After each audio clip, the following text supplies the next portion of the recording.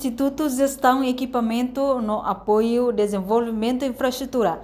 Será informação com a estrada no Ponte Coto, causa Russi Udambot quase semana ida Nialarang.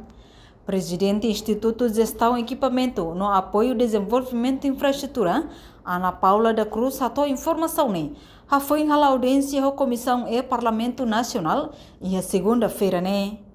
Tuir Ana Paula, mas que ia semana ne, acontece Udambot e a território nacional, mas beto ohin lorong, Instituto de Gestão e Equipamento será que isso ruma, com a infraestrutura nebe hetang estrago. Provisoriamente, a mim será o simo queixa, será o simo queixa, mas será risco de será essa a inundação da OB, será também kami terpakai mengasamnya inkubusius kata rehenek sana masih hutang be waktu di dalam hel lebe riskunya sudah patient betul bagi kami terpakai dalam ukuran kami mampu tahu kita sama kita itu insentif.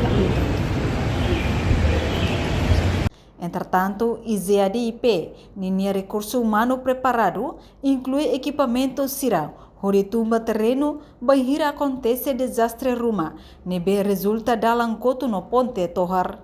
Da daune, IZAD continua coloca equipamentos pesados e a fatin hirak nebe risco ba desastres naturais, no nebe lehalo intervenção rolais, bahira acontece desastre. Reportagem Melda Fátima, Televisão Timor Post.